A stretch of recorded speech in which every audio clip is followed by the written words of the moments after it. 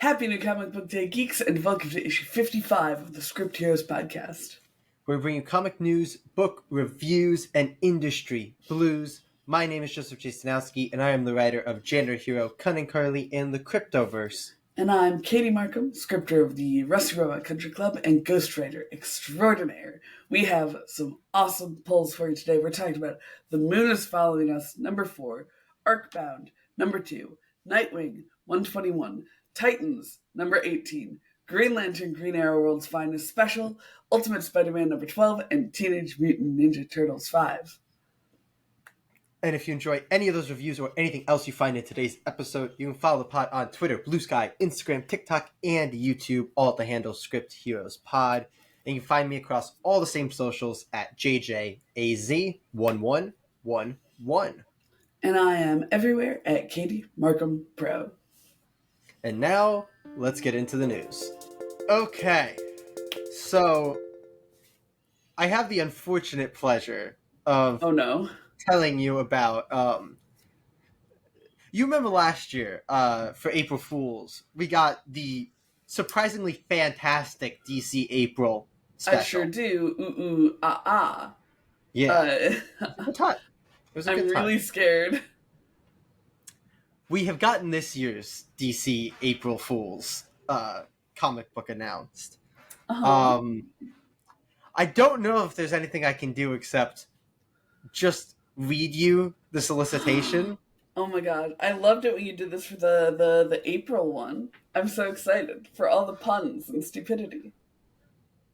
There's no puns. There's oh god. Plenty of stupidity. Oh god. Well, it's an April Fool's special. Okay, so DC has solicited Harley Quinn Fartacular, Silent but Deadly, number 1, written by Joan Starer and illustrated by Ted Brandt and Ro Stein, coming out on March 26, 2026. 2026. 2025, I think there's a typo in the retyping of this blurb. The narrative promises to focus on the Gotham Siren passing unprecedented amounts of gas. While you might be wondering, okay, but what's the plot? Well, that seems to be the plot. And that's the entire solicitation? That is the entire solicitation. And there is one creative team? It's one creative team, yes. Interesting. And we also have gotten the information. I don't know if you remember last year. We had the fun banana scratch and sniff. I do remember the Hayden Sherman. Yeah, we have a fart. This is a fart scratch and sniff comic. Okay, DC.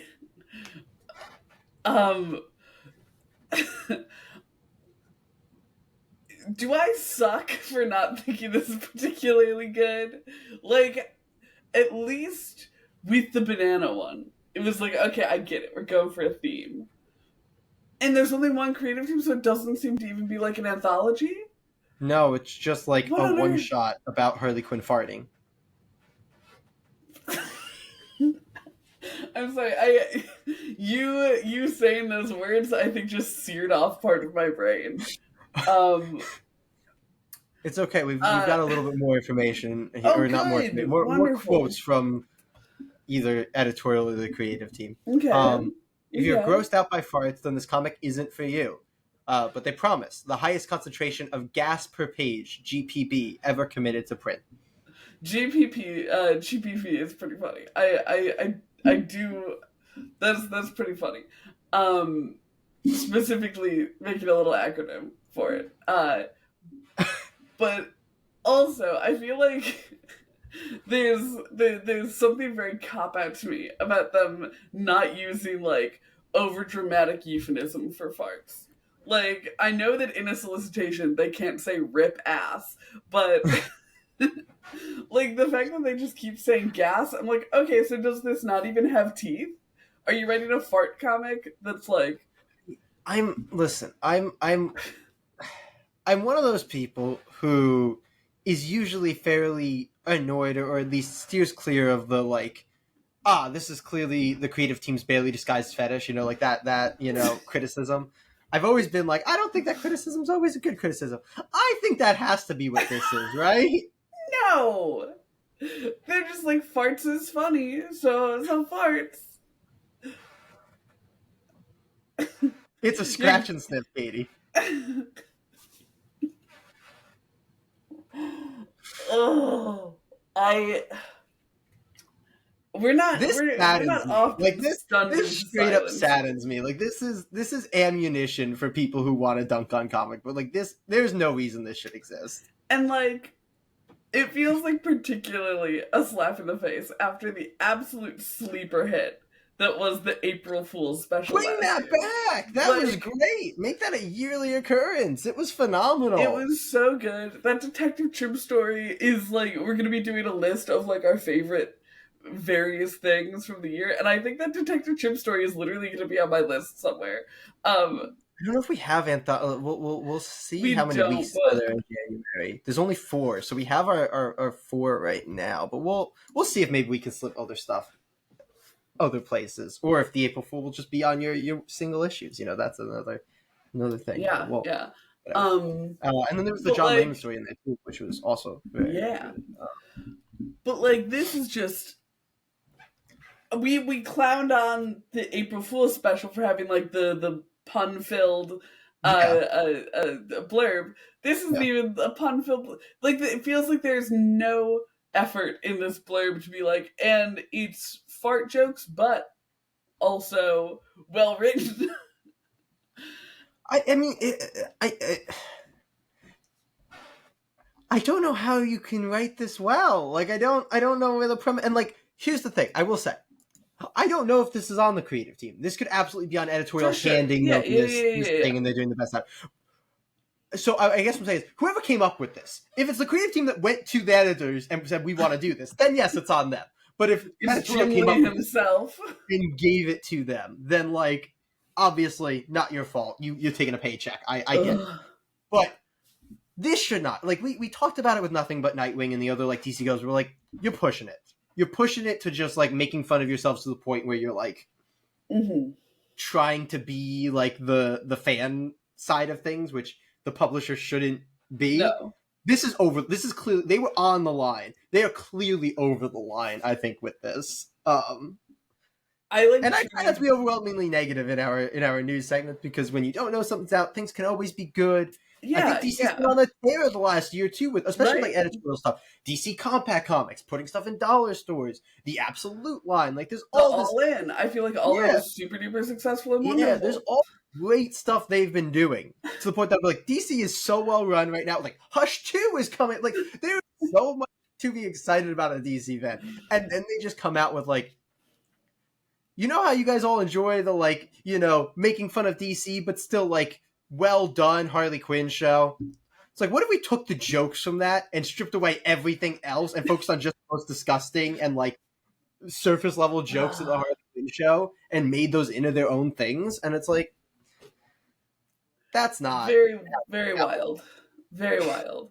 I don't know that this is one that we're going to talk about on the pod. I would sooner end the podcast. Oh my god. Maybe we'll do like a little, how long can shorts be? 60 seconds? Maybe we'll do a little 60-second review. Bringing the comic to Joseph and trying not to make him vomit. Ugh. Alright, well, what else do we have in the news? Because this is depressing. Well, let's pivot over to our more serious, more DC news.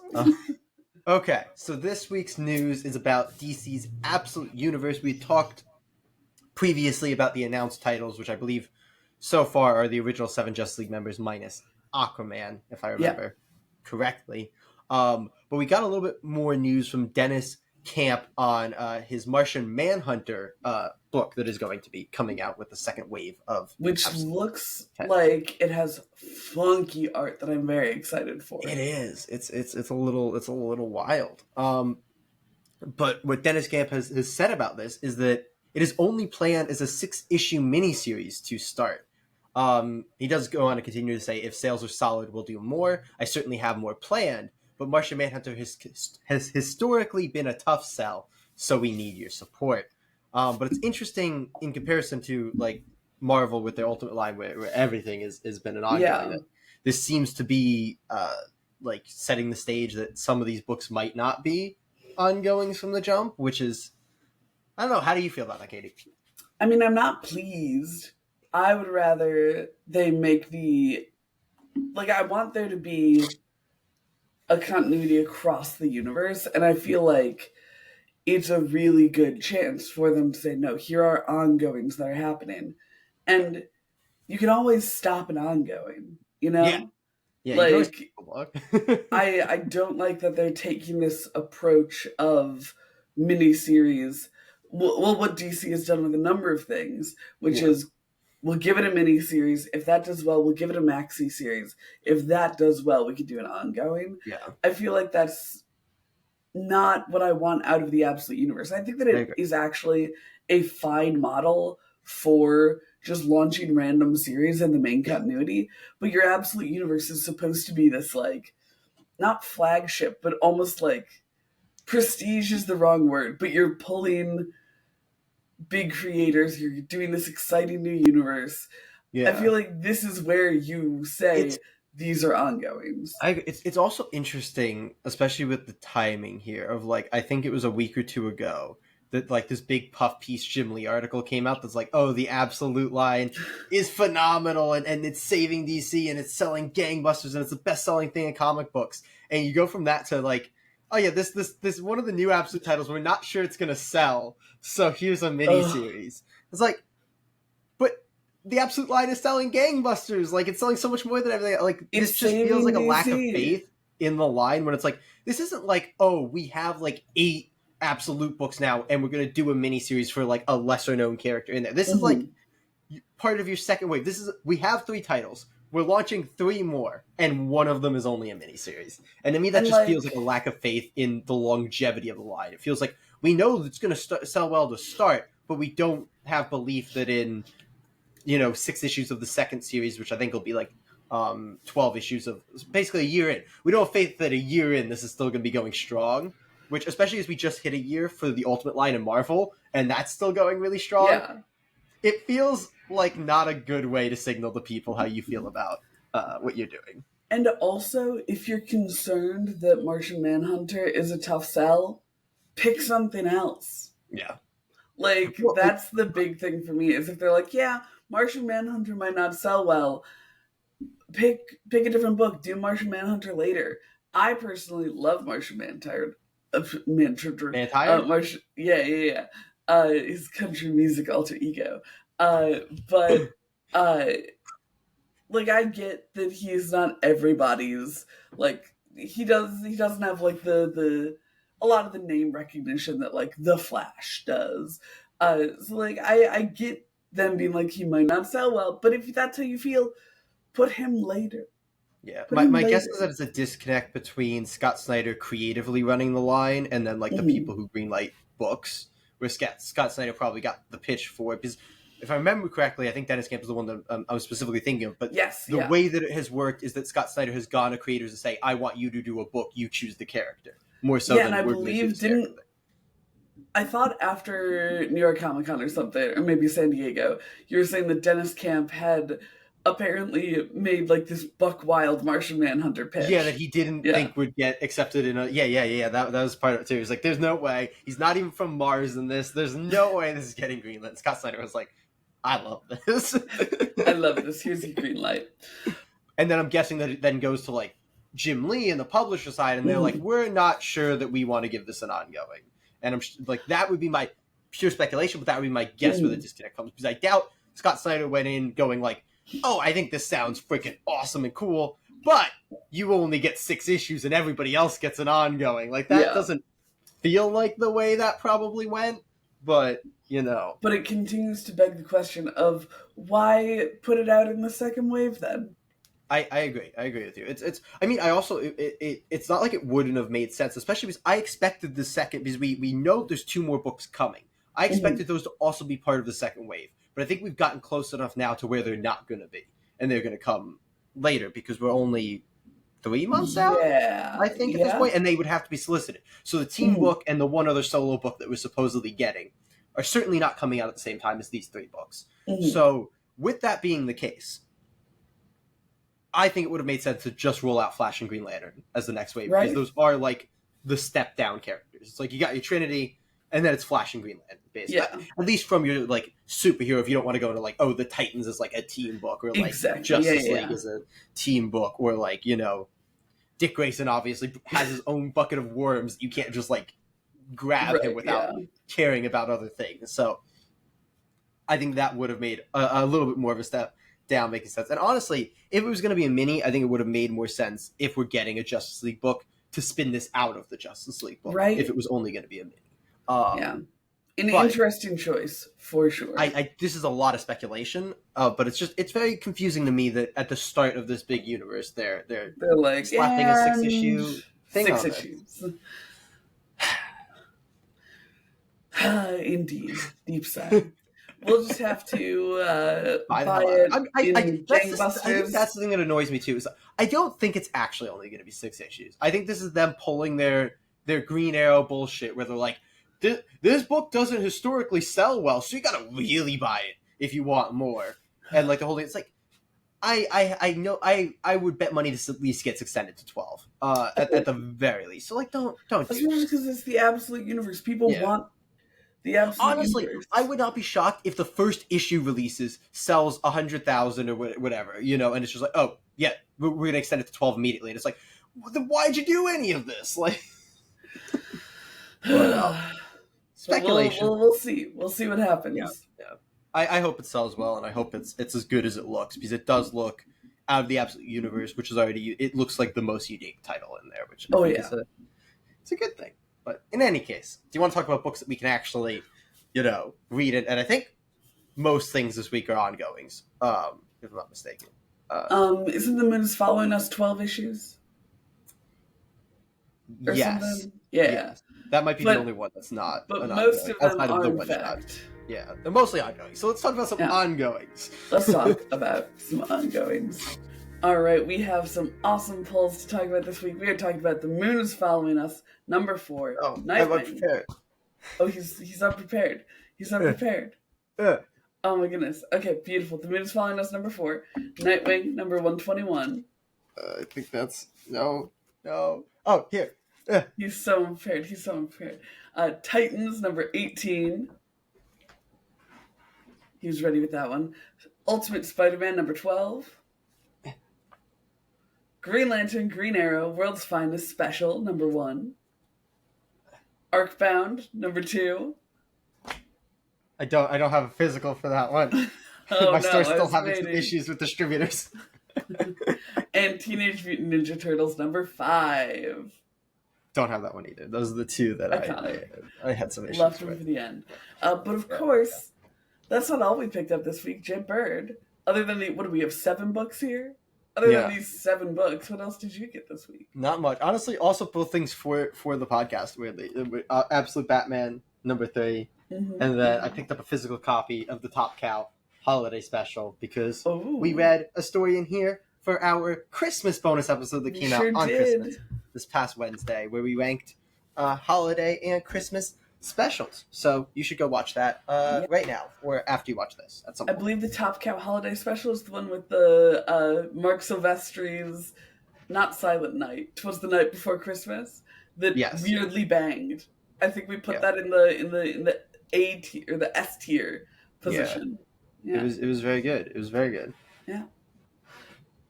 I didn't make it to the store this week because of my lovely family obligations. But also we'll be grabbing Ultimate, oh my goodness, Absolute Batman, number 3. Ultimate Batman. Yeah. Ultimate Absolute Batman. Batman and Superman World's Finest, number 34. Batman and Robin, year 1. Dark Knights of Steel, All Winter, number 6. The Question, All Along the Watchtower, number 2. The Rocket Fellas. I got a thick week. It's a good thing we got that sweet Christmas bonus, because oh my god, that's a lot of comics. So many. That's all of it. That is like 12. That's a thick week. That's a wild week. That's a womp. That's a womping week. But order, what? Order, yes. What order would you like to talk about our books? Why don't we rattle off our 3DC by doing Nightwing, then doing the Titans, and Mm-hmm. then heading over to Green Lantern, co-starring Green Arrow, and then we will go to Ultimate Spider-Man. Go Mm-hmm. Marvel. I think that makes sense, and then we'll jump to the Teenage Mutant Ninja Turtles. Um, I'm trying to think if we have anything else that's the same publisher. Okay, and then we'll go. What else do we have? The Moon is Following Us, and Arcbound in some order.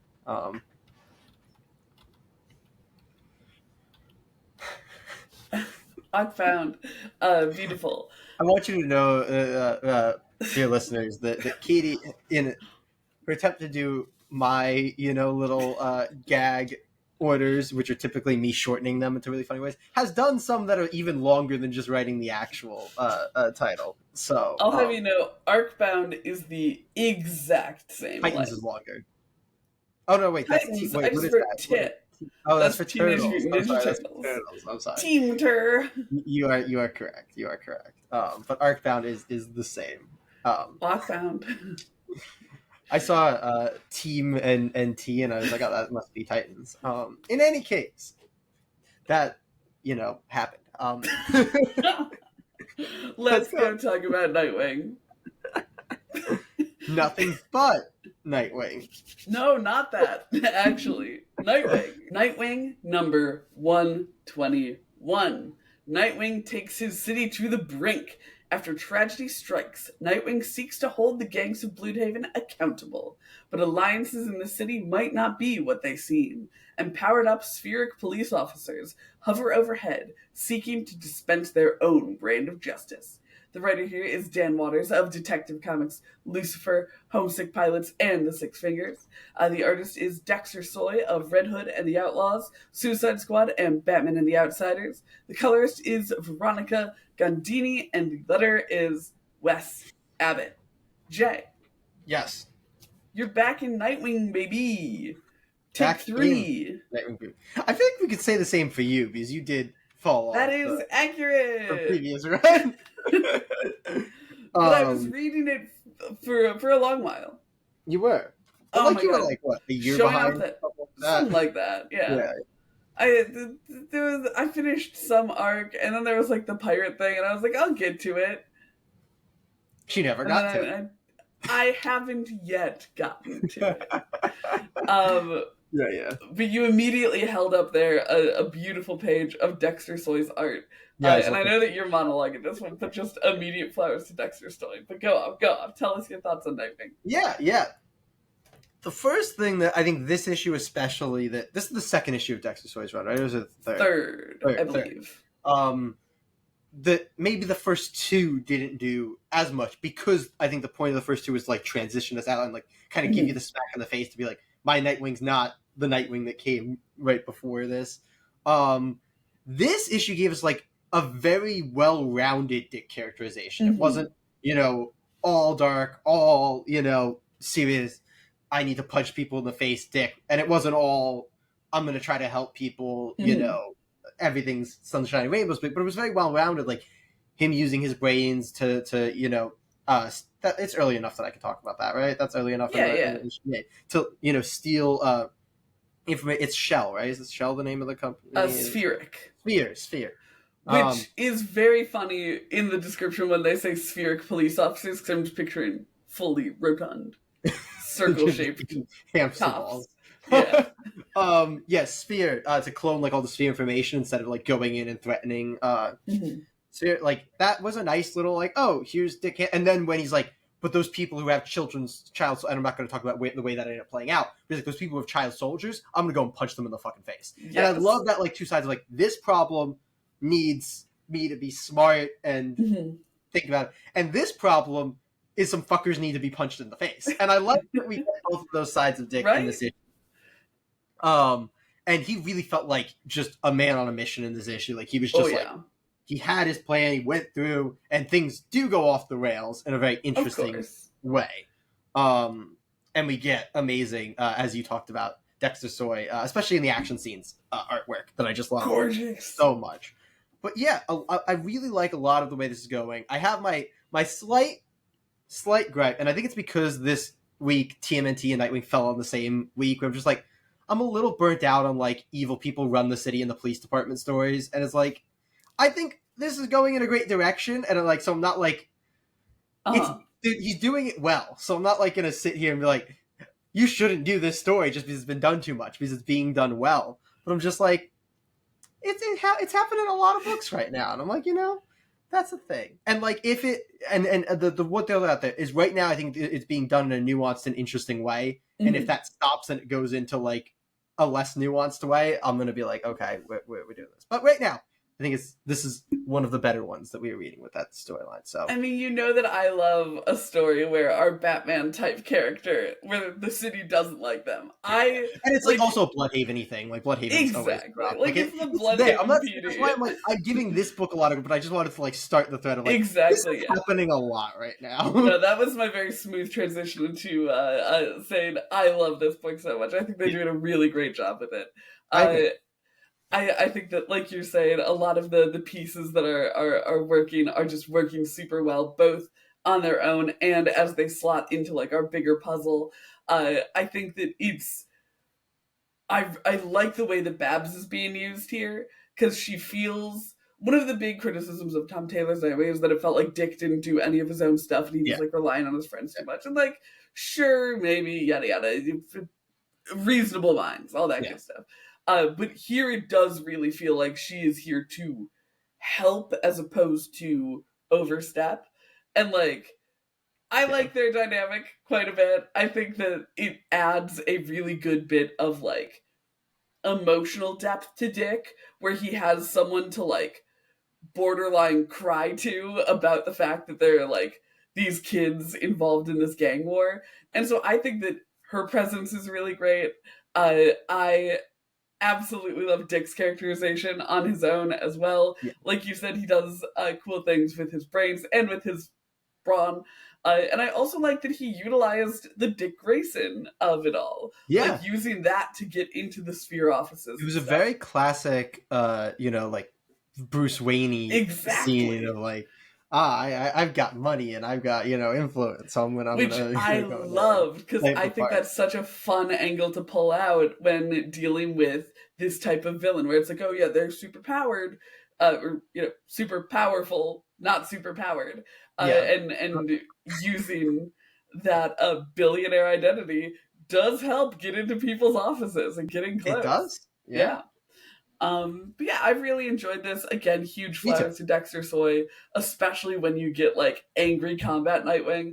I've Yeah, likened his there's a art lot of in like past weeks. shadowed Nightwing too, which is like Yeah. a very there's it's interesting. Like this is in that right spot of like, I think sometimes you eat Nightwing and you're like, I don't understand how this man was ever Batman's sidekick because there's nothing that this is very Batman coded. Like there was a Oh lot yeah. of Batman. Like there's still Oh the very yeah. like Dick doing things in his own way element, but there's Mhm. a lot of like yes, this man was Batman's protege for like almost a decade. Like this Yes. that tracks. Oh, and so much of that is Dexter Soy's art. Yeah, Um, I've likened it to being very like anime, and I think it yeah, works super well. I agree. I think it works super well with the way that Dan Waters writes, and frankly, the way that Dick looks. He looks rad as hell as like a He does. shonen hero. Yeah, yeah, Yeah, very I true. am very pleased with Nightwing at this Me current too. juncture. They're very solid. They're very solid. But speaking of very solid things, we've also been very pleased with the Titans. Are you ready to talk about Titans number 18? Let's do it. Titans 18. Mammoth sized problems for the Titans. So much for the Titans being one big happy family. Raven is acting strangely, Cyborg is keeping secrets, and Arsenal is working everyone's last nerve. It would be a really bad day for the Titans to be attacked, wouldn't it? The writer of this series is John Layman of In Hell We Fight, The Scorched, and Chew. The artist and colorist is Pete Woods of Robin, Deadpool, and Action Comics, and the letter is Wes Abbott. Katie, you kind of Yes. set the stage in the previous issue that we have enjoyed John Layman and Pete Woods' first two issues of Titans. Do you want to talk to me about the final issue of 2024? I deeply do. John Layman, you madman. This issue stressed me out on a personal level. Like, I was reading it, and I was like, oh my god, all of my friends are fighting. I'm gonna vomit. Because it was done so well in that, like, they're not the what I really need to hone in on here is John Layman's dialogue in this, because the way that everybody is fighting is so like, it's so fucking real, where it's like, oh, they're just these little things that are getting under each Passive other's aggressive skins. fuck. Here's the thing, I don't even think it's really passive aggressive. I think that it's just that friction between people. Like, it doesn't feel like anybody is like intentionally getting under anyone else's skin. It's just all of their personalities very realistically rubbing against each other as Dick deals with not being the leader anymore, and we see like these little moments of tension with that that then, you know, blow up, and with Raven and her hyper empathy, little moments of that blow up and have big consequences. The way that Roy is treating me, oh my god, this entire issue, I loved this issue. You talked last week about the Clock King, or last month about the Clock King issue being one of your favorite issues of the year. This is one of my favorite issues of the year. Yeah, Like, Kitty going hard immediately. The absolute insane character work done here. The way that it made my skin crawl as I'm like, oh no, this is so uncomfortable. It was so effective. You've said time and time again that when a book makes you feel something, good job to that book. This made me feel like I wanted to puke, like in the best, most socially anxious way possible. And all of that wrapped up in Pete Woods' gorgeous art. Every week or every month we've seen the Titans book, I've liked Pete Woods' art more and more and more. I love the way that he drew everyone in their civilian clothes. I love the way that they interact on the page. It never feels like it never feels like a space is empty. If they're all in the same room, even if you don't see all of them in every panel, you still get the sense of all of them being there. And I think that Pete Woods does an amazing job on a team book with a pretty big cast of utilizing the space that he's in and framing people in such a way that it does feel like they're all there together. And especially in an issue where they're all getting under each other's skin, feeling like they're all in the same room is so important. It's so good. Yeah. And like they're all reacting to each other, and it's really, really wonderful. I loved this issue, and that's not even counting the really fun action stuff. Because and like a the crazy way that, cliffhanger, not gonna lie, pretty right? Crazy cliffhanger. John Layman, you madman. But yeah, the fight that we got was super fun. It felt very classic Titans, like to the point where a bus was thrown. It's like that's some Titan shit. I wanted to talk about the fight because I talked about it in the previous issue, and I think it's just as evident, if not more evident. Here, like John Layman does such a good job of all of them, and in this issue specifically, all of their powers feeling like very important to the way they handle a fight, and like the different ways that it's interacting with stuff, and like even made Roy feel really important in the fight, which like I hate that I have to say like even in that, like, oh wait, like what do you mean? I love Roy. I was so happy when Roy was added for John Layman's run to this team. But I was impressed with how much Roy felt like he mattered in that fight encounter. Right. In a way that didn't feel like convoluted either. It was like perfect. Loved it. I absolutely, like you talked about all the civilian stuff, which was amazing, especially Pete Woods drawing their civilian like outfits and everything. Gorgeous. Fantastic. But I was really on the action sequence of this where I was just like, so good.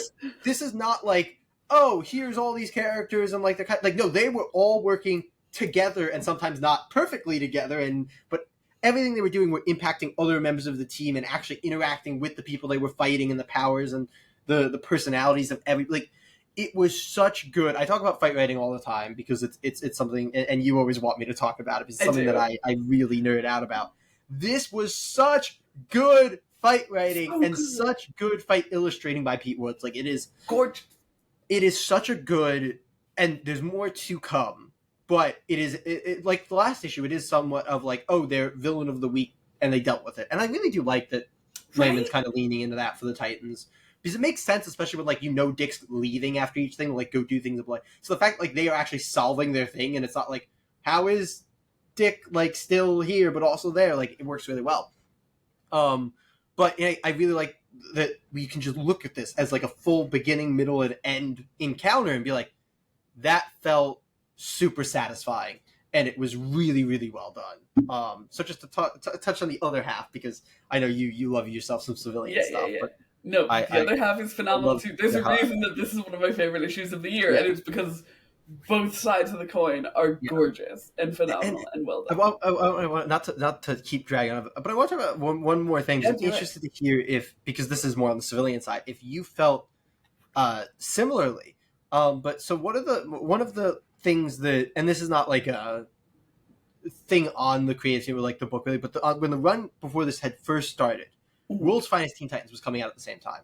And Right. I remember talking to you, this might even have been before the podcast, because I don't know if we had the podcast for issue 1. So this was probably before the podcast even. Mhm. But I talked to you about how like I felt like they were missing an opportunity to make it feel like this was the two team in two separate points of time. Yeah, yeah. This feels like the future of the World's Finest Teen Titans team so Right. much. It's the same tension they had, but like in such a more adult way. Like Roy's not just like going at them the same way, but he has the same gripes. And you can see how Dick losing the position that he had in World's Finest Teen Titans like changes the team dynamic. Yeah. And you can see, you know, how all these characters like it's fantastic. And like half the team isn't even the same, but like the characters that are the same, I'm like, yes, this And tracks. it has the same vibes, which is a huge compliment because we love World's Finest Teen Titans so much. Yeah. Like having the same vibes as that, chef's kiss. Absolutely.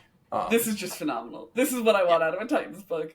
And the fact that, like, I just want to re-emphasize what you said, the fact that every issue feels like it stands on its own as well is such a talent.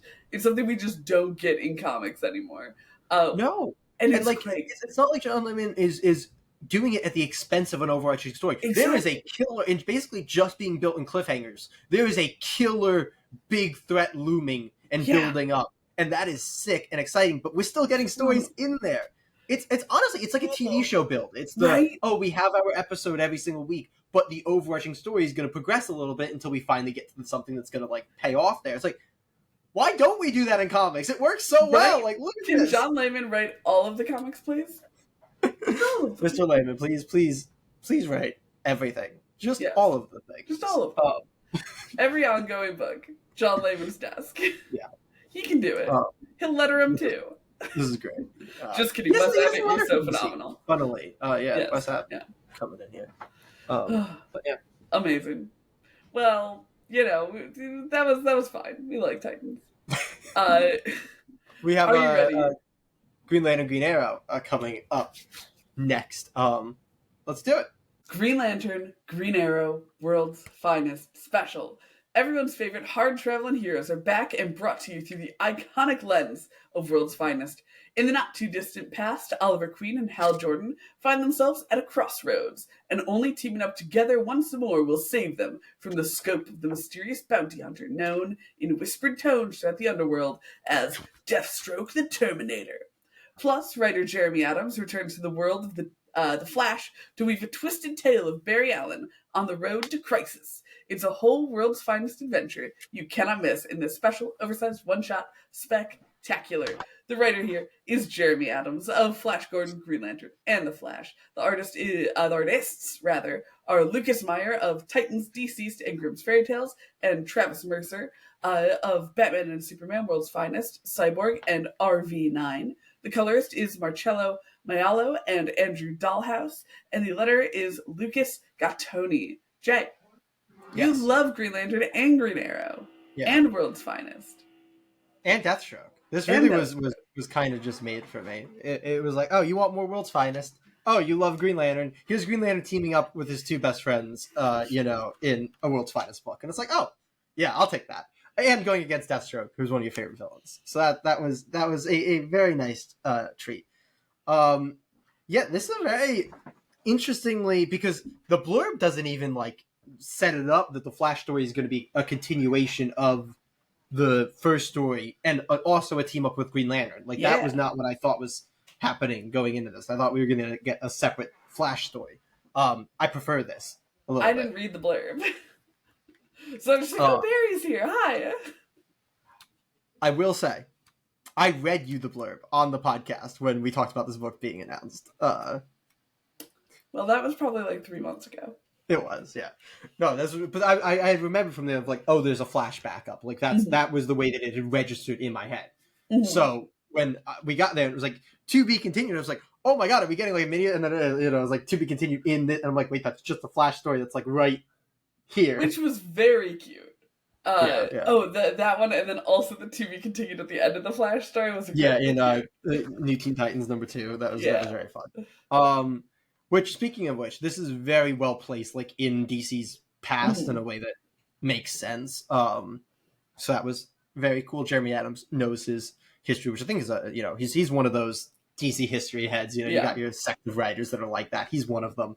So this was very much him being like, I'm gonna play with all these things, including Green Lantern's weakness to yellow, which is technically, yeah, still canon as a thing that existed in the past, but that sets us like far in the past. That sets us like before Hal became Parallax, and Parallax was released from the bat. So this is like a while ago, which makes sense because we're Yeah. talking about before Deathstroke had met the Teen Titans. This is like Mhm. early Deathstroke with his like. I also loved his like little pre-Deathstroke costume. I thought that Right? was His little like kind very of fun. black and gray Yeah. costume. Oh, And like we get like all these like it's like all these characters first time meeting Deathstroke, which I thought was really really cool super fun. to get to experience. Slight disappointment is that we didn't get a continuation of the Roy story like we were hoping Yeah, to on yeah. the Green Arrow side. But that's really my slight little thing there. I also think it's a little bit weird that the Flash story, despite being like the payoff, is so much shorter than the Green Lantern Green Arrow story. Mhm. So the page budget's a little bit weird too. But other than that, I thought it was super well handled, super well illustrated, great action, great story. I was really here for this. This was really really fun, and I really enjoyed this issue. But how'd you feel, Katie? Because I really liked I it. really liked it. I want to specifically talk about Lucas Myers. I'm sorry, Travis Mercer's art. Lucas Myers' art was also great. We saw his art on Titans for a while, but I don't know that I haven't gotten to the Travis Mercer Batman Superman World's Finest issues yet. Yeah, he's I pretty. loved that art. That was so Yeah, great. Like the way that he did speedsters, the way that Jeremy Adams wrote the Flash in that was so good. It was so like it was so reverent to the Flash's powers, where it's like, oh yeah, no, Hal is here, and like he helps for sure, but most of it Barry's got handled, and then Deathstroke comes in. It's like, okay, new variable. That is, yeah. time to go. I love how much It's also of a this fun was juxtaposition of like the one sense of like, oh, in the first story it's like, oh, Hal is so much more powerful than Ollie, and then you flip to the other side, it's like, oh, Flash can just do everything so much faster. right. It's a very fun thing of like his two team ups and how different they are. But anyway, Exactly, please. how different they look. I Yeah. also really love. I feel like with the one shot spoilers aren't really as big a deal, but like the reveal I of. feel like you say this every time, and I always say I think it's way bigger of a deal when it's a one Okay, shot. okay, then I'll hold my tongue. I like the Deathstroke resolution because Yes. one thing with a villain who's coming in for a one shot is Yeah. they're almost certainly going to lose, Yeah. because the villain is gonna the villain's gonna villain and our hero has to hero, Yeah. and because of that, often the villain may look a little chumpy. It's like, oh man, bummer. But What? I think they did a good job with how they resolved Deathstroke in both of these things, especially because Deathstroke, even early in his career, really needs that reverence. Like the universe has to buy into the fact that Deathstroke is this powerful, and I think that they did a good job making it feel that way.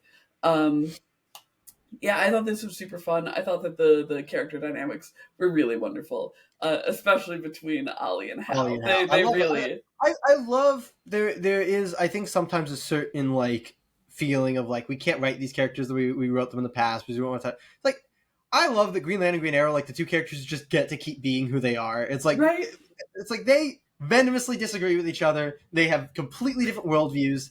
That's fine. They're both heroes that save people. And I'm like, And they're like they, best friends. yeah, like I don't know. I think that's especially in like the current world. I think that's a really refreshing like way to see Right? comics written. Where it's like, yeah, they absolutely disagree on like everything in a worldview perspective.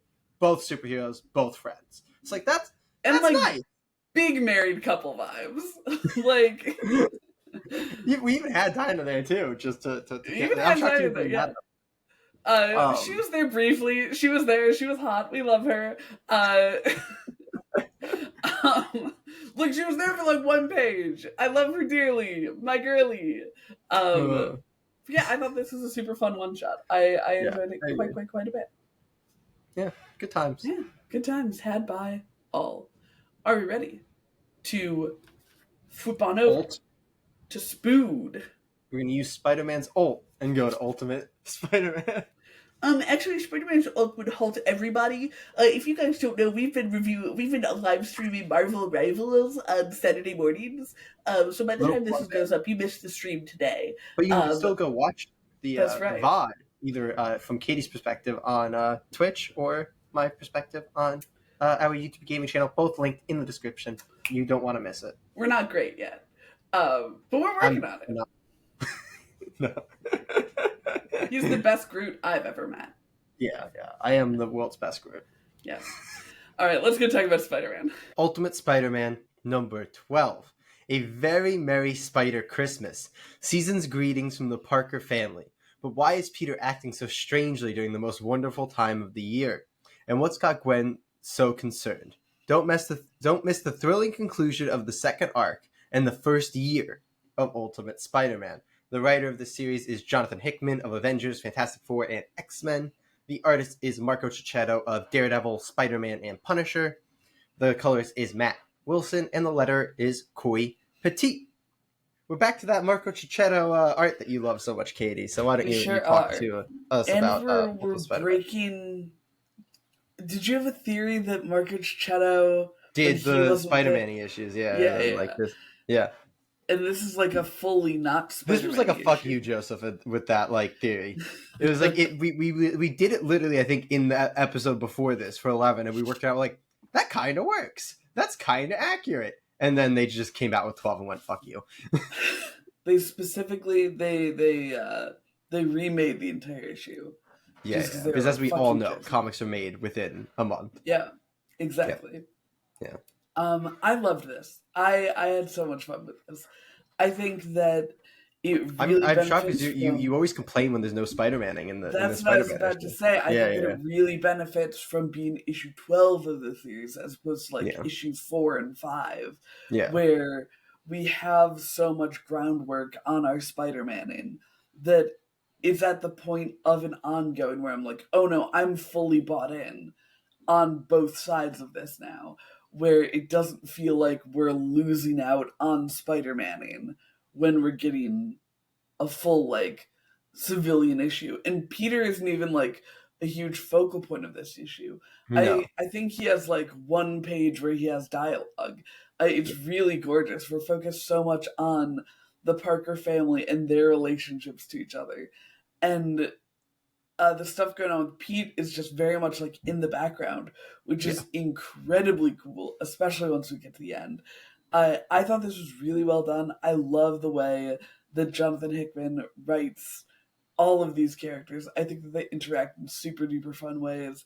The way that Jonah interacts with Pete's son made me laugh so much because Jonah's such a goon. MJ's mom was such a hit for me. I'm like, oh, she's phenomenal and hilarious. And I feel like they did a really good job of making this feel like both a really wonderful like single issue while also being a part of a whole, which is like a running theme of this week after Titans as well. Yeah. How did you like it?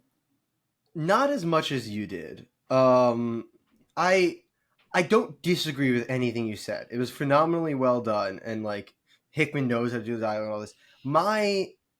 I guess my slight sticking point, and I will add in that the cliffhanger is phenomenal, and I think kind of justifies the entire issue on its own. But beyond that, I think my sticking point is that a lot of the character work is for brand new characters that we had not really engaged with before. And my concern is if they are not going to be a large part of the book moving forward, it's going to feel like wasted time.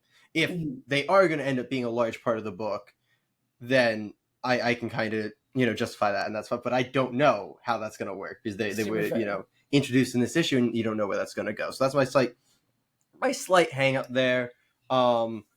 It was also something that until we got to the like cliffhanger bit that I'm dancing around because I kind of have to dance around it. Exactly. Yeah.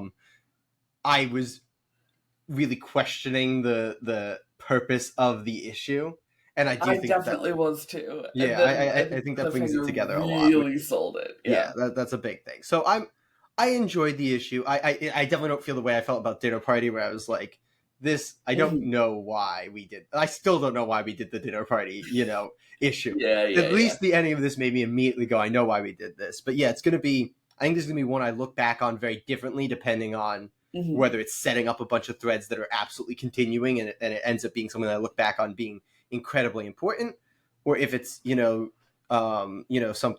opposite where none of those threads continue. I'm like, oh, what were we doing here? It's also interesting that this is, an arc end, but it almost feels like an arc beginning issue. It doesn't super matter in an ongoing, so I'm not like harping on that, but it's just an interesting thing to do for like, especially the year end. I feel like Spider-Man, Ultimate Spider-Man, has really, they've had like arc enders and stuff, and they've never felt like it. Like, this book truly feels like an ongoing. Like, it never feels like we've reached the end of an arc. It all feels like a continuous story, which is really, really rad, I think, in a industry where even within ongoings, I feel like there's a very clear like start and end. Yeah, you got to write for the trade. That's the standard now. Yeah, we talked about it with Titans, breaking that is somewhat satisfying. But yeah, the team's phenomenal. I mean, we didn't really talk about Marco Cicchetto's art because it is which like is a close gorgeous dialogue and character driven issue, but it's phenomenal, and still gonna dance around that cliffhanger, but that page is just phenomenal. So cool. Yeah. But yeah, we read it if for nothing else to get to that like cliffhanger bit, because we'll certainly talk about it next month, because there's things we have to talk about in relation to it and in relation to our reviews. And I think that this book is one of the first times that I've really felt the structure of the series, where they're doing that month-to-month thing, where they're like taking basically one snippet out of a whole month of events. Yeah.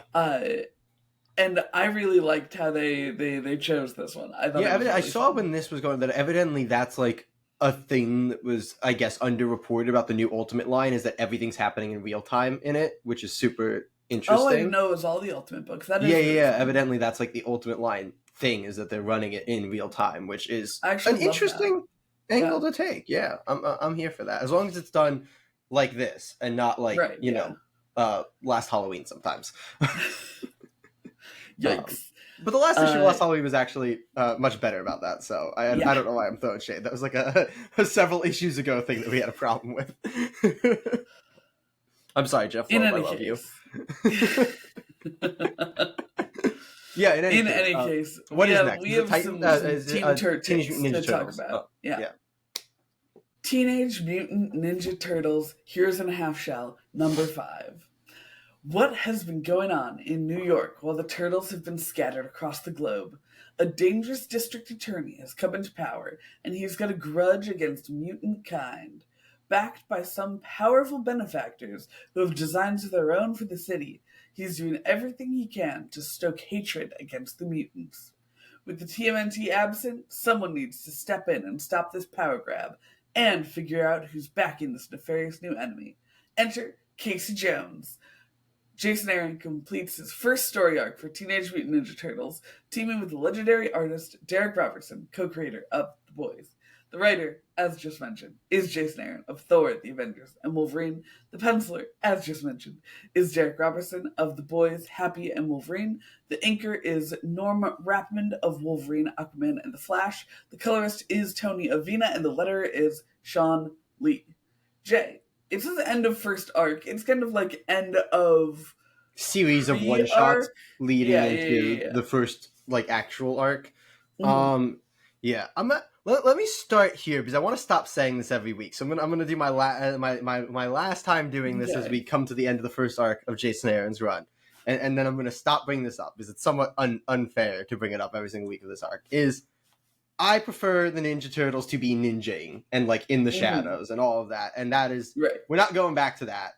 We haven't been there in years at this point, because the cat's out of the bag and you can't put the cat back into the bag. So I'm going to put that to the side, because that is my favorite way the Ninja Turtles go. If this attorney has his way, they will be back in the body bag.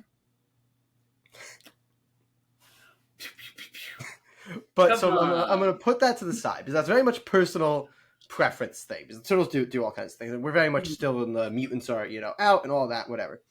So I'm going to put that to the side. With that being put to the side, and us moving into this is a very interesting issue here, because I kind of realized as we were going into this issue, basically from, looking at the little intro bit, I was like, oh, we're getting a Casey issue. That's why issue 6 is not going to be the until we get them all together. But we didn't really get a Casey issue. Like, yes, he is the one hero we get in this issue, but we get it's this politician that's being controlled by Karai, and that's where I'm gonna hail. Yeah, that's where I'm gonna go with this. Is I think I'm gonna spend most of my time talking about kind of where we've gotten with Karai and Casey, but I'll quickly talk about him.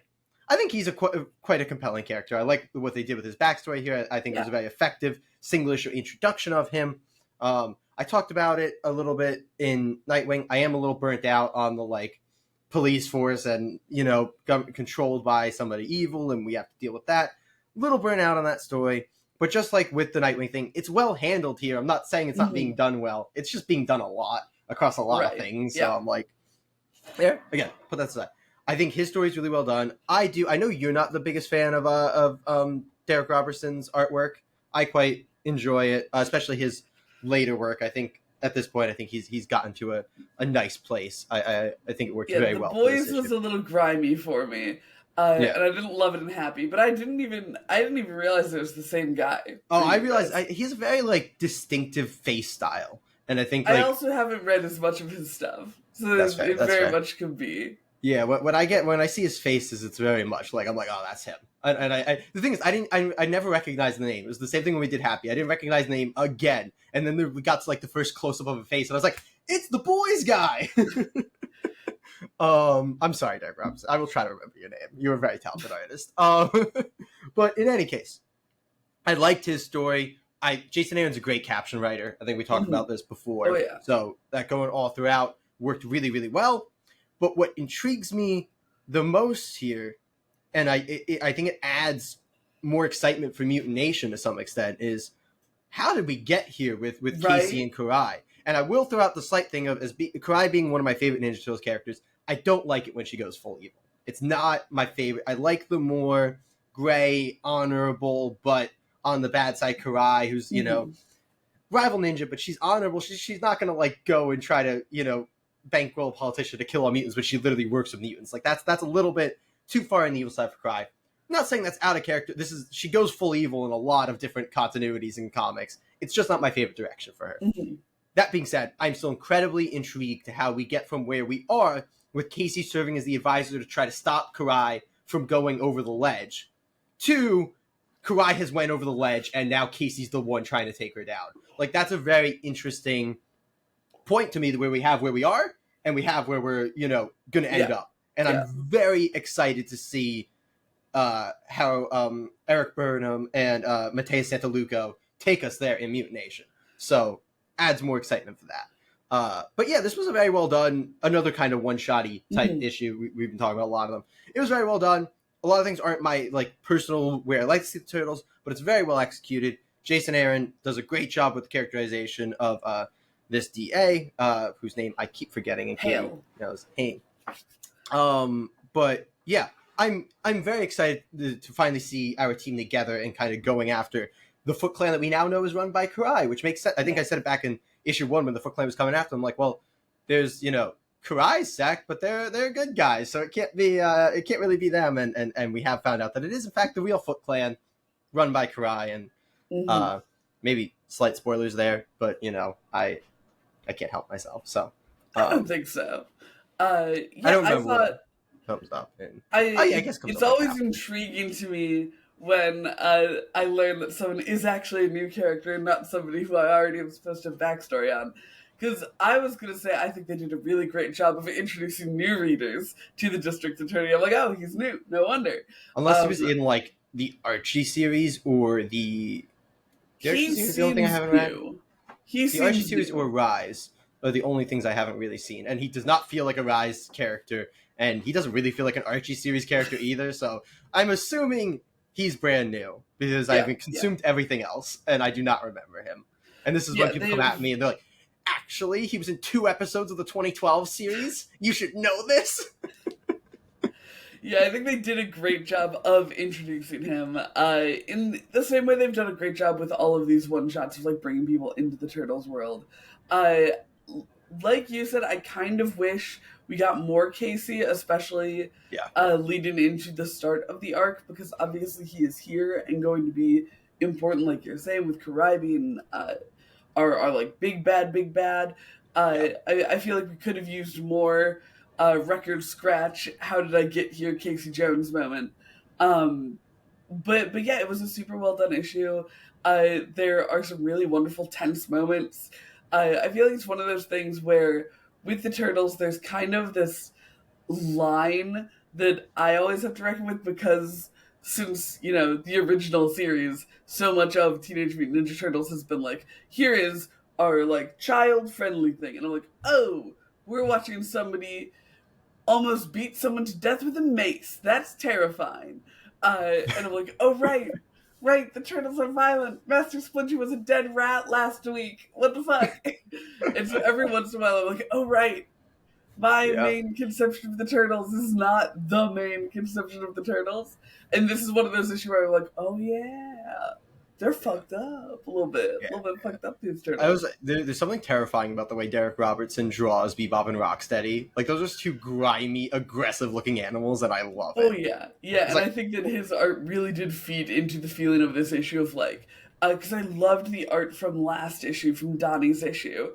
It was like very kind of spindly and kind of spooky, but a yeah, little more cartoony.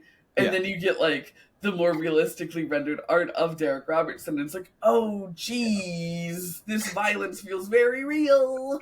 yeah. Um, I thought it and was I super think it good was though. a big swing and a great choice for this issue introducing our villain. Yeah, I don't know if I'd ever, and like it makes sense that it's the more like human focused issue because like I don't think Derek Robertson would usually be the artist you jump to for like an anthropomorphic character book. Hmm. Yeah, But it would never have been an artist, despite an artist being an artist that I enjoy, that I would have like pulled out of a hat to be like, I think this is an artist that should work on something Turtles. But it right. worked out really, really well here, and I was a big fan of his artwork in this issue, um, Hell yeah. across the board. But yeah, Yeah, we super have three great job, books. super fun. Are we ready to talk about the moons following us? Let's do it. The moon is following us. Number 4. A daring plan has put Sam and Duncan on their back feet. Now it's all hands on deck to get their daughter back home safe, even if it means they lose everything in the process. Writer and sometimes artist on this book is Daniel Warren Johnson of Transformers, Do a Powerbomb, and Wonder Woman Dead Earth. The main artist on the book is Riley Rossmo of Harley Quinn, Detective Comics, and Bedlam. The colorist is Mike Spicer, and the letterer is Sean Lee. Katie, we've been quite high on the Yes. moon is following us. Yes. Why don't you seem very excited, so why don't you talk to me about issue 4? So, both of them incredibly talented artists. I want to start with Riley Rossmo, you mad lad. The action in this book is so wild. Like, we have this gorgeous fight with this massive snake, and the way that that snake moves with this book is so cool. Riley Rossmo's art is like incredibly stylized in a way that we've talked before about really like fitting the dreamscape, Yeah, especially when they get to go a little wild with it and do like funky things. And this was so fun to read. Like, just from a point of like, this is wild shit happening on the page. Like, there are times we've talked about books and we're like, yeah, this is a very like comic booky comic book. I yeah, feel like this issue is a very comic booky issue where I'm like, okay, yeah, I could see this happening in other mediums, but this feels like it was made by people who love comics. yeah, Because it's like just incredibly. There's something beautiful about the comic medium where it's like, it's able to be, I think, sillier than other things while still having a very serious buy-in. yeah, Like, because there's like this a little bit of disconnect with like shop to shop moments of it. It's like, okay, instead of this being like badass or silly, you get both because you don't have to choose one or the other. It really is like a moment to moment change. And like with the Princess Emily, the kid's favorite doll, like essentially this Barbie Princess Peach figure, uh, like commanding an army. It's like, okay, that could read as very like silly, very Toy Story, Ashley, Princess right? Ashley. But Yeah. instead, I'm just like, no, Princess Ashley the Chopper. And it's like that I take so seriously when reading the comic book, and I feel like this specific issue with all of those characters coming together in the Dreamscape does a really wonderful job of that. And then we get the fucking heart wrenching side of things with the Dagenmore and Johnson art in the real world, and that made me want to cry. The way that these characters work and interact with each other is so great. I think we get the like something that we've been really absolutely adoring is the relationship between Sam and Duncan. I think we get a little less of that than we have in a number of the other issues as we kind of move forward in their Yeah. story. We get a But bit I of it in the didn't real world sequence. exactly, Yeah. but only a little bit compared to what we've gotten a lot of it before. But this did such a good job of like moving the world forward, Yeah. even though we don't get as much of that really good character interaction, and that's fine because we've gotten so much of it already that we understand their dynamics. So even in those little bits, it feels like it's staying true to that. But Jay, how did you feel about the moves following us? Yeah, I'm not gonna harp on it too because I agree with almost everything you said there. It's this is an action packed issue. It's all through Riley Rossmo doing a fantastic job with the action. Daniel Wynne Johnson doing a good job with the character work Mhm. within there. I really like the real world sequence. I think Oh, me too. the stakes get upped a ton, which is maybe like while yes the stakes of retrieving your kid is obviously very high. There was no like danger to it, outside of Mhm. like they have to Like at some very point get the kid. specifically, there Yeah, wasn't like they would get injured yeah, and just come out. Yeah. exactly. Now we have that like level of extra stakes to it of like, no, you don't get infinite tries. You don't get to just keep going until this works out. Like now we have an actual like way to lose or way to, die, Yeah. which is I think a really big thing. And I think Oh that yeah. adds so much to it. And this issue was just really like intense all the way through. Like it was this constant like at the fingertips of, and we're like 4 out of either 10 or 12. I don't think we've looked Yeah. into how many issues this is. We're 4 into 10 or 12 issues, and they were this close to getting their daughter back constantly throughout this issue, and like that is such a good way I think to like hit the middle of the series where they were like Mhm. right there and they knew they had to like do something because they got right there and they still couldn't do it, and that's how we get the big like change in this issue. Yeah. And I think Yeah. that's just so smart and so phenomenally well done. But yeah, everything in this book is just top tier. It's done so well, from the art to the coloring to the writing to the lettering. Like it's all really really great. And yeah, I've been loving the hell out of the series. Right. But I'm And not just going to to harp on really too quick much. touch on what we Yeah, couldn't touch on last time we talked about the book, the reveal of the big bad in the dreamscape being Sam's mom, being the grandma. I was just like, Jesus Christ, that's phenomenal. It got so much buy-in for me so and immediately. it was really like big in this issue with like the dialogue. Like you said, like you get, but you got a lot with Sam and her mother, like in terms of the Yes, character yeah. stuff, as much as you didn't get Duncan Oh, which side is of it. so good, especially because what we've seen of the grandma before this, because last issue and the issue before, I don't remember, we have the really emotional Daniel Warren Johnson art of like Sam in the hospital while her mother died, like laying out on her mother's bed, I clearly think it so was last emotionally issue. wrecked. I don't think I we'd think gotten so anything with too. the grandmother until last issue with the Yeah, yeah. thing. I think If so I'm too. But yeah, the heel turn on that so good to go from that like really emotional, sad stuff to what the fuck, grandma, and like I am so excited. My favorite character archetype is like bitchy old lady, which is why I also really liked MJ's mom in Ultimate Spider-Man. I'm just like, yeah, you're an old lady and you kind of suck. I like you. And so I'm Katie had very excited to a lot see of how problems. Grandma does. Katie's grandmother Right. was clearly incredibly abusive. I'll have you know, both of my all three of my grandmothers, phenomenal. I'll go to the mat for my grandmas. Don't even try me, brother. That's what they do in wrestling, right? They tell you they're gonna pound your ass with their elbow. Yeah. Did that work? Are you intimidated?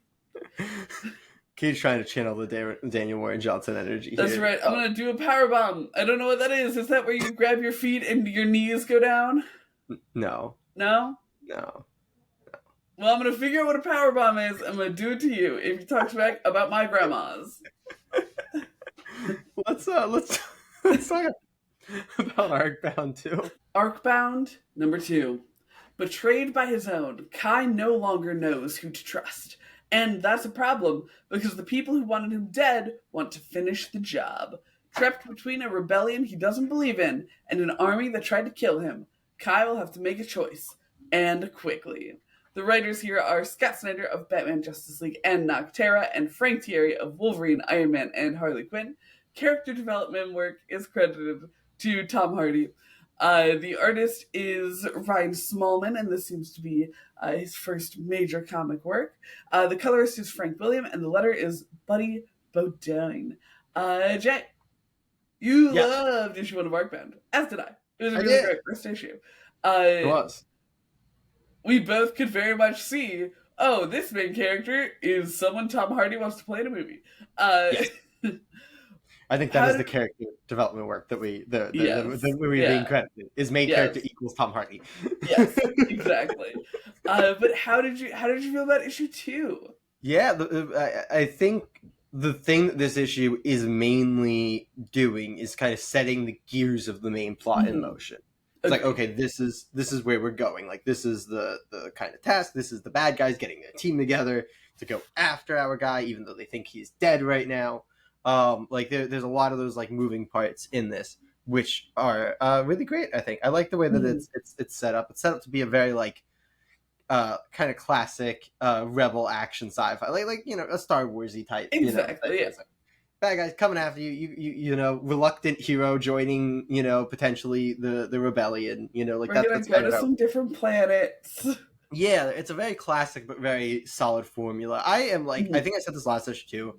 I am incredibly impressed that this is Ryan Smallman's like first major comic work. Like, he understands the format so obviously well. I mean, because I believe when I was looking at him, I believe he did like video game concept poster art types. Yeah, like that kind of stuff. So not a very narrative. Not that video games aren't a narrative medium, but like the still artwork of video games is not a narrative medium. So the fact that he is come in here and is doing a very good job with a narrative medium, especially because I think his strongest thing is actually the action scenes that are like the most narrative, which is wild to me. So I just want to give Ryan Smallman many shouts because I'm a huge fan of the designs here, of the action, of everything visually. I think it's phenomenal. It's got such a distinctive style to it. Everybody has like these like Bane-like, or all the arcs rather have these Bane-like, modules, I guess is what you call them, on them, which I love. I guess it's what you would call them. I don't know what I would call them. Module feels a little odd to me, but I support you. Go ahead. Cylinders that come out. I don't know what you'd call them. Random cylinders that stick out of them. But yeah, I like a lot of what's set in motion here. I'm a big fan of kind of our hitman, or what is the word I'm looking for? Assassin for hire that we pull in here fun on introduction.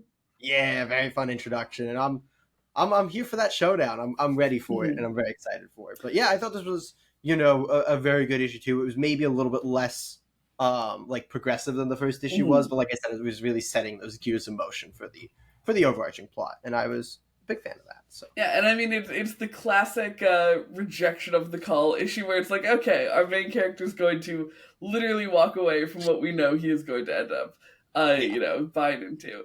So it was very, I think the point of this issue, like you said, is setting the gears in motion.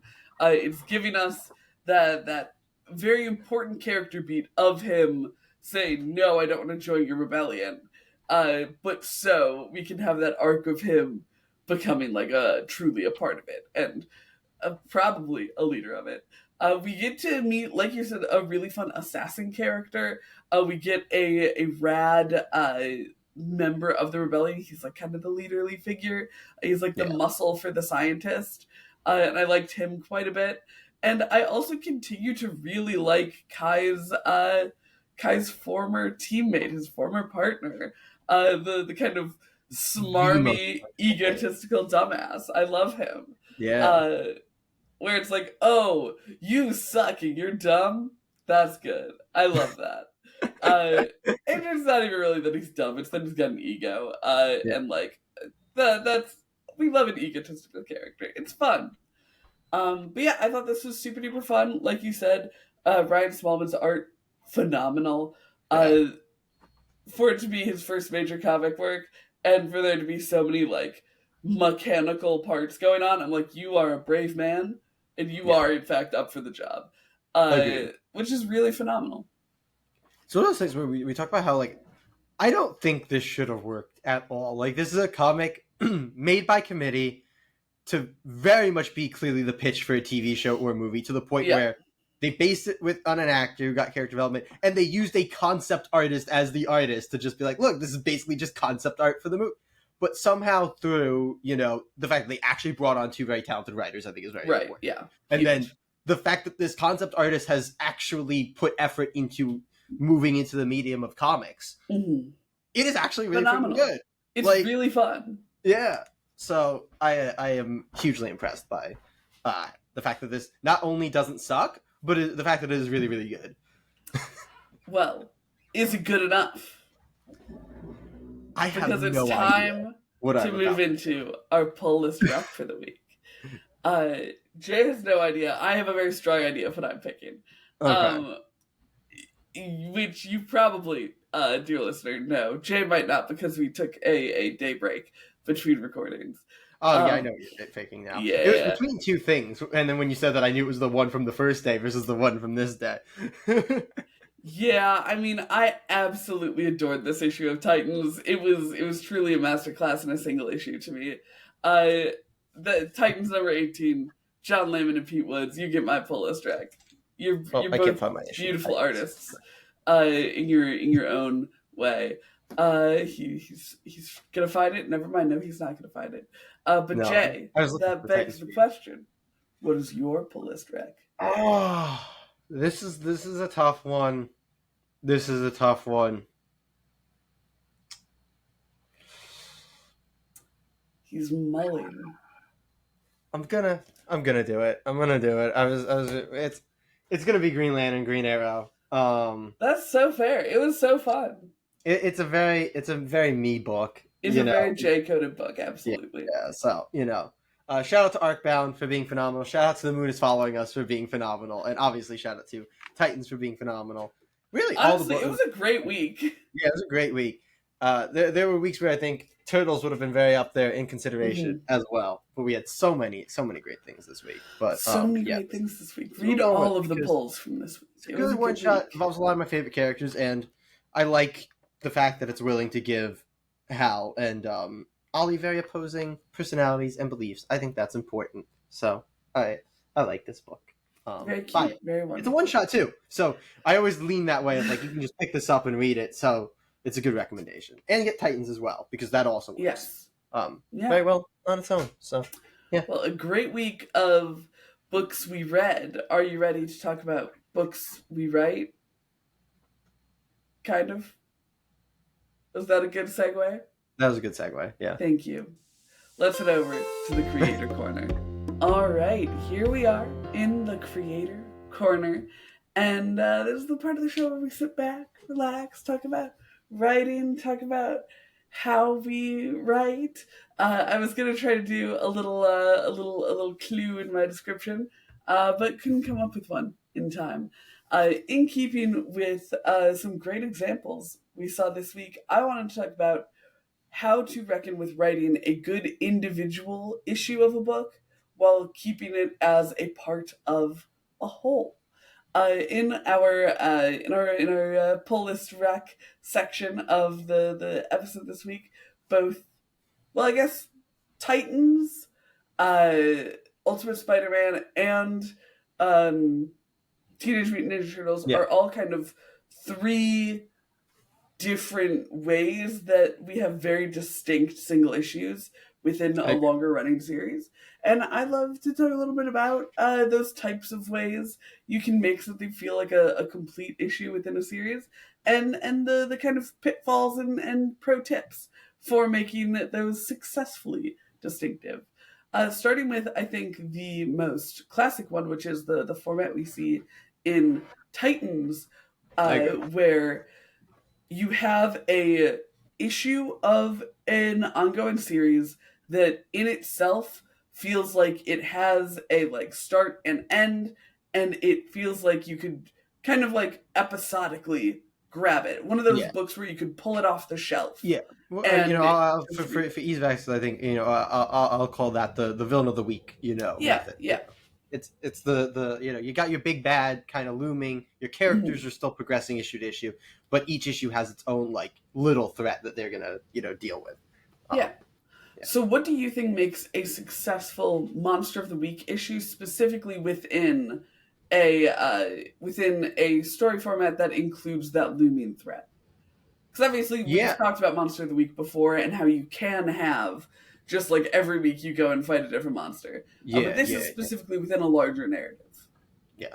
I think that's like weirdly the very like superhero aspect of it. And not that's obviously not the UK, but I think that's the way that like Mhm. this tends to fall is that like when you're doing monster of the week for like your hack slash type books or your Scooby-Doo type things, like when it's not superhero, it tends to just be, oh, you have a monster of the week. But in the superhero books, because super villains and like big Yeah. villains are such a big part of it, when you're doing the villain of the week for superheroes, there tends to be a looming bigger threat. Hmm. That's just the way that things tend to be. It's not like there's any reason that you can't do it Yeah. either or. But in any case, I think that the way that you want to handle that and the importance of kind of the way that you need to structure it so that big villain is still like something that matters more than because there are the versions of it where it just ends up that the big villain feels like he's the villain of the week of the final week, and Yeah. maybe he gets like two weeks or 2 months if you're in comics, and that's I think a failed attempt at it when it's like, oh yeah, we got little hints, but this guy just feels like all of the other ones, Mhm. compared to where you actually feel like, oh, this is the one that we're building to, and this is going to be this huge thing. And I think there's the first way to do it, which is also a slight pitfall, is when some of the villains of the week are tied to your big Mhm. villain. The pitfall is when every single villain, I feel Right. like, Yeah. ends up being tied, and you're just like, really? Does no crime happen here that is not tied to this one person? But I think it's nice when sometimes, like in Titans this week, you get that little seeding of like, oh, okay, this one thing was orchestrated by our looming threat, and kind of I think the bare bones thing of doing the villain of the week is your villain of the week should fully function within the single issue, but your character development and any ties to the big villain do not have to Mhm. fully be a succinct Yeah, that's a really portion good of story. point. Yeah. The character thing is very important. You want to be clearly progressing the characters because your character starting in a different point every month is not going to throw off somebody who comes in because they're just going to come in and be like, oh, this character's, like say somebody had a redemption arc. If somebody Mhm. comes in at, the first issue after they completed their redemption arc, they're not going to be like, clearly I missed all this character development for this guy. They're just like, no, this is a good guy. Like, it's not like they're going to feel like they missed on the Mhm. character development. Meanwhile, if somebody came in, to a villain thing that was not, the very beginning of it, they're gonna feel like they're missing something. Mhm. And then with the big villain, you kind of have to bite the bullet on the fact that when you're building up the big villain, some people might miss things. But I think the important thing there is that keeping the big villain stuff in the more succinct issues Mhm. at a minimum, keep that a Right. short Yeah. little like its own chunk. And then importantly, to make that, and this is the final thing I'll do because I'm rambling right now, but importantly, I think the big thing to make it not just that, oh, the big villain is going to be the final villain with no other difference, is you need those issues in there where you're essentially going to break your villain of the week format a little bit and have Mhm. there be that like build to the big villain, whether it's like, oh, this is going to be the issue where they investigate this thing that they found in the previous issue that was like a calling card of the big Yeah. villain. Yeah. This issue is going to actually progress this, and then maybe they hit a dead end, so that then you can have more villains of the week before you get Mhm. more progression, whatever it is. But I think you need those issues in there that are dedicated to the Yeah. big villain, even when you're dedicated to the villain of the week format. But And I mean, I'm that's interested in kind of your the idea. difference between having it be a part of like a longer ongoing narrative and just being like your hack slash, where you have literally a villain of the week format. Um, yeah, I think that one of the really big things is uh, kind of bookending with your villain, uh, or not necessarily bookending, but choosing one or the other, Yeah. so that if somebody is coming in and they're reading as an individual issue, you don't really want your villain's part in it to be coming in the middle because that might feel disorienting or confusing. Like Yeah. the way Titans did it with the little cliffhangers at the end, the little stingers at the end. Yeah. It's like, okay, I read and enjoyed this entire issue, and then as someone who's invested in the like larger narrative, I get to point my finger and go, oh, that's the guy, and Yeah. also here's the reason the guy is connected to this. Because like you said, not every villain has, or not every like villain of the week has to Yeah. be connected to your big villain. But your big villain should have some sort of movement happening. Yeah. Like just because he doesn't interact directly with your hero, you still want those plans to be kind of churning and moving forward. So it feels like that threat is building. But having it right at the end, make sure that if somebody does get to it and they're like, what the fuck is going on? They did get to read an entire comic book that's like, this was good. And maybe they say, this was good. Let me go figure out what's going on. Yeah. So yeah, I think that being um, minimal but present with your main threat and your larger narrative plot is the way to go with making a really approachable episodic issue of your book.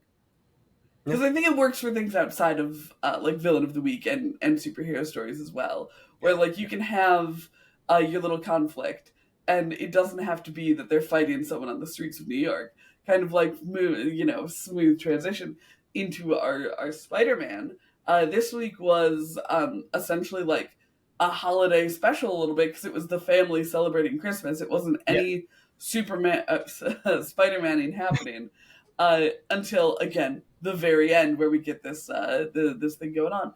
But with something like this, where it feels like a diversion from format, which is also Yeah. one of the ways to make something feel like a distinct single issue within a series. What do you think are the pros and cons, the pitfalls and pro tips for diverting from format? Yeah, diverting from format is risky business. Like It's a big that's the swing. yeah, that's the first and foremost thing. And I think you hit on something in that review. And I'll repeat it in case people are watching this segment without having watched that, which is the important difference between this and like issue 4 of Ultimate Spider-Man is like we're 12 issues in now, and it's a little bit easier to accept diverting from format than when you're 4 issues in. So like that's the thing is in our current landscape, if you're doing a 4-issue mini, I do not think one of those issues should be a diversion from format. No. I staunchly disagree with that. It's one of those things where as much as we loved 8 No Grave, doing their 1-issue diversion from format with the silent issue was a little bit weird in a 5-issue mini, and and that's not even a start, diversion from format as being like we're just not going to really touch on what we're doing, do something else, and then bring it back at the end. If you're doing something that's running long and is out there, you kind of start to get to do things like that. Like once you have a long running series, and I think you see this with a lot of long running series, there's times where the creative team will just be like, we're gonna try something here. It happened with Tom Taylor and Bruno Redondo's Nightwing, where sometimes they would just try something really out there. And it worked every time. That's something that happens, I think, in a lot of long running Image books, like your Spawns, your Savage Dragons, your Invincibles. Like they'll do an issue where it's like, this is all splash pages or whatever, and these are literal diversions from format. There's also like you're just like, oh, we're gonna do something like the Ultimate Spider-Man. We're like, we're gonna do a holiday special here. We're gonna do like this thing here, where like if you're doing a villain of the week book, maybe it's like, oh, instead we're gonna do everything from the perspective of the villain. Yeah, I mean that's another Ultimate Spider-Man one. Well, not really perspective of the villain, but like we're gonna jump to this side character and tell their story, to smooth transition into Teenage Mutant Ninja Turtles, where each of the first 5 issues you're getting ahead of me. We're gonna talk about one shots. Is each a one shot, but like that's like because this is Ultimate Spider-Man is essentially also a one. Obviously, they bring it back in the essentially like a one shot within this larger format, and that is a big diversion. And there's a couple things with that. With one, like I said, you need to be long running. I think that's just the way Though that I it is. think something I want to cut in with, Yeah, if long running doesn't necessarily mean in 24 issue or 24-page issues. Like in a webtoon, once you've posted 15 chapters, if you decide to do a beach episode, that's gonna have the same feeling of like 1 in 15 as like a 1 in 12 on comic absolutely. I issues. think, and I honestly, if people are listening and actually taking our advice, I have a feeling, they will probably be more likely to use this in some sort of a webcomic format. That's why I wanted to cut in with it, because it's because like if you are getting incredibly ongoings inaccessible. greenlit at direct market comic book companies, you probably shouldn't be taking our advice. You're probably above us at this point in That's time. right. But We have good advice though, so you should anyway. Actually, frankly. But in any case, that's very important. It can be any format, whether it's like maybe you're doing a series of anthology stories in an anthology, or maybe you're doing digital issues that can actually go along, or like you said, a webcomic or a webtoon or whatever, like any form. It's I think it's certainly more about like the amount of times you've delivered it to somebody versus like the length of it. Like even if like the inverse of that, like say you're doing like graphic novels, I still wouldn't have the second TPB of something, right? Yeah. Even if each one's 100 pages, you're like, well, I did 120 pages of it in the normal format, so why can't the second 120 pages be a diversion? Like, because it's the second thing you've delivered. Like, it doesn't matter that it's longer and that it's equal to doing 6 issues before. Like, I think it's fully in the delivery method, because it's in the way that people are going to like view it. They're not going to feel gypped if it's 1 out of 12, 1 out of 15, 1 out of whatever. They are going to feel chipped if it's 1 out of 2, 1 out of 3, 1 out of 4, and all of a sudden they're like, this isn't what I signed up for. Exactly. And it kind of muddies the water of what you're delivering. And it's one of those things that is less effective the less precursor it has. So like, if we had 10 issues of Ain't No Grave, and then suddenly there was a completely silent issue, be like, this is really rad, instead of, okay, but we only have 2 issues left. What if we did actually talk, though?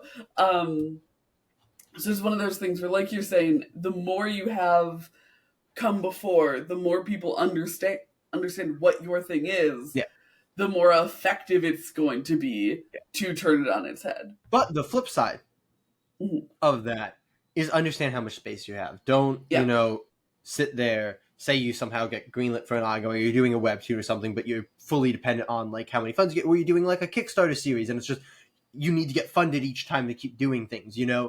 Don't sit there and go, well, I'm going to do 8 issues of this thing, and then number 9 is going to turn it on its head, and then it's going to be great, and then like you're assuming you're getting 9 issues. This is I bring this up a lot, but it's like it's the Invincible example where it's like, oh, if we didn't get the diversion and the twist in issue 6, we were not getting to issue 25 where it was originally supposed to happen. So it's all playing with how much space you have and where it is, but it is important to have an amount of stuff before, because I do think it's it goes up exponentially in effectiveness the more you have before it. But but to hit on our kind of last type of thing that we saw this week, again, how you make a single issue within an ongoing series is one-shots. We saw it with the first 5 issues of Teenage Mutant Ninja Turtles, and with issue 5 or 6 of Ultimate Spider-Man, when we had the Harry focused issue where it was just all Harry Osborn.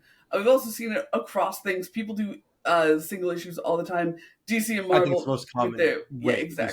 This executed. Yeah. Exactly, yeah. And they'll do like annuals and stuff that are like specifically meant to be single issue approachable things within this continuity. Jay, what do you think when you have an ongoing narrative? What's the deal with a single issue? Like a one shot, essentially, within that. This might be something where we might slightly disagree, because I think we consider some of these differently. Because this is where I'm going to say throw the last rule out the window of I don't think it matters how many issues you have before you do a one. I would say I don't like sticking in the middle of things. Like I think sticking in the middle of an arc is a bad move, but I think you can put it at the beginning is the difference here. Like I think this is something that can very much work at the beginning, like we see with Ninja Turtles, where there's 5 at the beginning, or it can work at the end, or like towards the. I think it's you don't typically want it to be your last issue of an arc, but I think it can work as like the second to last issue of the arc, where it's like now we're getting the villain backstory right before we get the big face off. So I don't think this is something that I think you absolutely can do in a miniseries. This is something that you absolutely can do in that shorter. This isn't something where I feel like you need that long runway before you divert, Right. because but like so much a diversion in like it is a diversion in format. So maybe don't but it's not like they're not getting what they came for. It's a lot of times you're just getting like a different perspective, or you're getting a different character, or sometimes you're getting something a little bit more like because it even somewhat applies to Ultimate Spider-Man, where that's essentially kind of a one shot. But most of the time you're like just gonna get like a character driven thing to like go. Like I would say the Harry Osborn issue was what I would call a one shot, whereas this one, the holiday special, if we're gonna use that, was not really a one.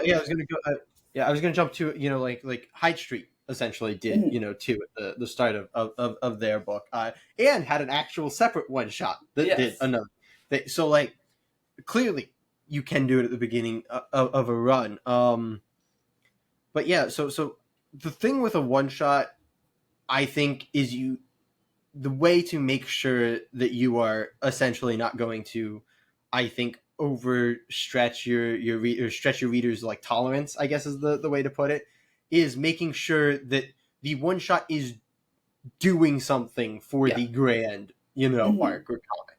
It's like, okay, what is this doing? Oh, it's adding the connection between why the villain, wants to come at the hero, so that final confrontation feels more emphatic. Oh, in Ultimate Spider-Man's case, it's fleshing out the character that's going to be the second main character of the book, and we want you to know his story, and we want you to. I think, especially for Ultimate Spider-Man, it was a game of, we don't want you to keep seeing him as the Harry Osborn from the main universe. Yeah. Like, we want you to understand who this Harry Osborn is. And there's plenty more and that's kind of the same with the Turtles, where it's like, we're gonna look at this version of the Turtles. Yeah. So like, if you're doing something like based on not open source, I always forget it, the ones that copyright public domain. Like if you're doing something that involves public domain characters, doing a essentially one shot in your series is a good way to be like, let's take a look at this character. We're outside the plot, and this is who they are. This is how you get that deeper. I think the one shots typically are like character. Exactly. Yeah.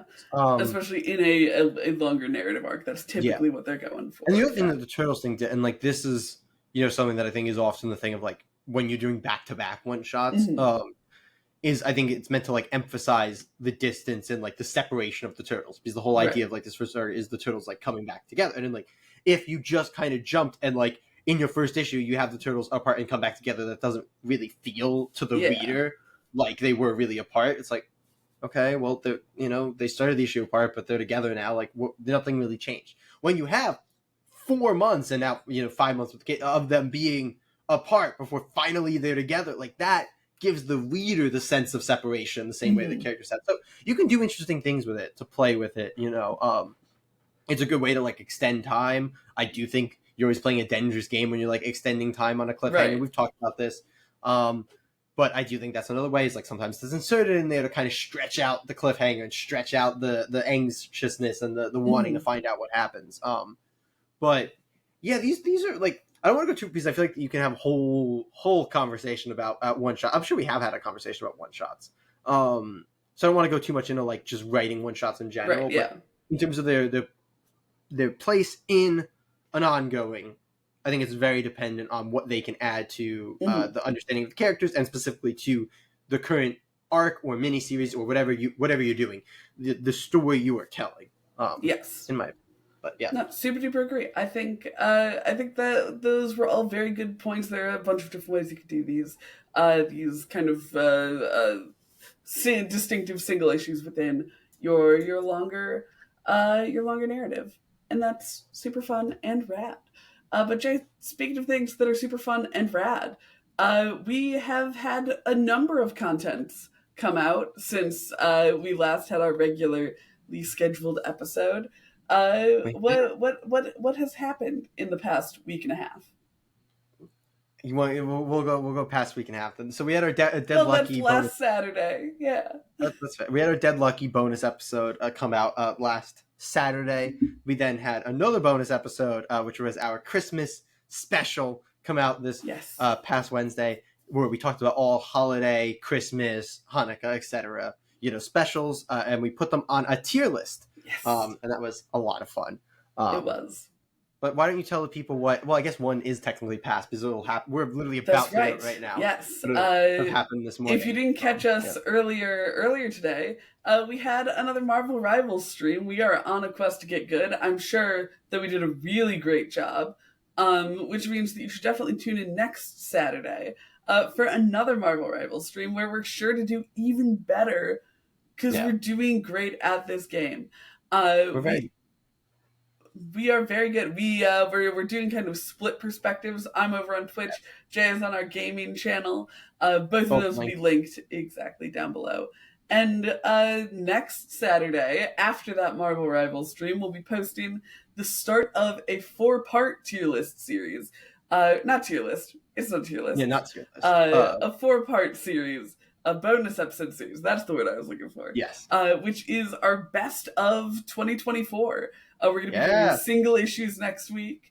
Then, Jay, what's the rest of the schedule look like for January? Yeah, so we're doing single issues this coming Saturday. The week after that, we're going to be doing best series of 2024, followed by best writers of 2024, and capped off with our favorite artists of 2024. Me and Katie will each have a list, so you're going to... Yes. There might be overlap, but you're essentially going to be getting 20 things each week. So if you want things to read to kind of catch up on the best stuff that's happened over the last year, that's going to be an awesome video to check out. Or videos. But next Saturday will be single video. But Katie, why don't you talk about when we finally get back to our regularly scheduled programming, and we actually have an episode coming out this Wednesday, which will be the shortest distance between normal episodes we've had. But why don't you tell us what we're going to be reviewing? Yeah, we've got 4 books on the docket here. We've got Justice League Unlimited, number 2, Void Rivals, number 15, The Last Halloween, Batman, The Long Halloween, The Last Halloween, number 4, and a brand new series, Dust to Dust, number 1. Yes. But that is, I think, everything we have to cover in this episode, so hopefully you will check all that stuff out, and we hope to see you next week. Comic Geeks.